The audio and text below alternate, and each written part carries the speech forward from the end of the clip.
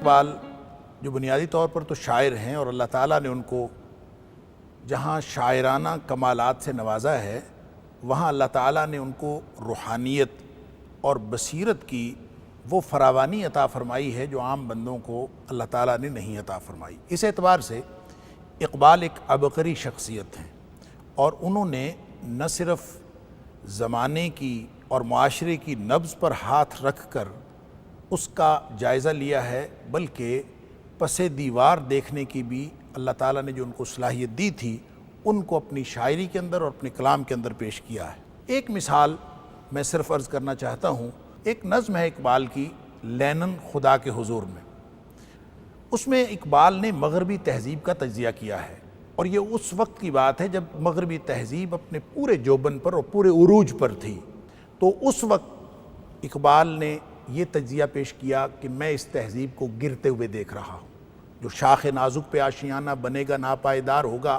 اس سے قطع نظر آپ اگر صرف اس نظم کو اگر سامنے رکھیں تو آپ ان اشعار کو اور ان کی گہرائی کا اندازہ کیجئے۔ مثال کے طور پر اقبال کہتا ہے کہ یورپ میں بہت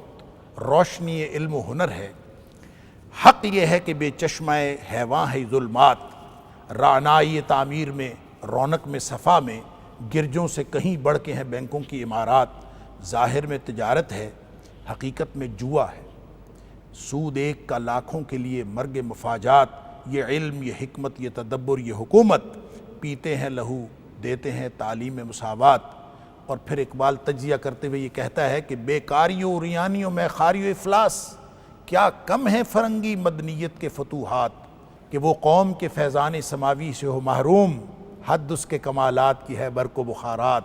ہے دل کے لیے موت مشینوں کی حکومت، احساس مروت کو کچل دیتے ہیں آلات۔ اللہ اکبر۔ اور یہ کہہ کے پھر اقبال ایک سوال کرتا ہے، خود ہی سوال اٹھاتا ہے اور پھر خود جواب دیتا ہے۔ وہ کہتا ہے کب ڈوبے گا سرمایہ پرستی کا سفینہ، دنیا ہے تیری منتظر روز مکافات۔ اور پھر دو اشعار آخر پہ جو اس پورے سیناریو کو اس پورے منظرنامے کو کنکلوڈ کرتے ہیں، کہتے ہیں اقبال کے آثار تو کچھ نظر آتے ہیں کہ آخر تدبیر کو تقدیر کے شاطر نے کیا مات، میں خانے کی بنیاد میں آیا ہے تزلزل، بیٹھے ہیں اسی فکر میں پیران خرابات۔ اندازہ کیجئے کہ دہائیاں پہلے کہی ہوئی بات آج ہو بہو درست محسوس ہو رہی ہے۔ یہ اقبال کی عبقری شخصیت کا ایک پہلو ہے، صرف ایک مثال ہے۔ اللہ تعالیٰ مجھے اور آپ کو اقبال کے افکار سمجھنے اور اس کے ذریعے سے ہدایت حاصل کرنے کی توفیق عطا فرمائے جو انہوں نے کتاب و سنت کی روشنی میں ہم تک پہنچانے کی کوشش کی ہے۔ السلام علیکم ورحمۃ اللہ وبرکاتہ۔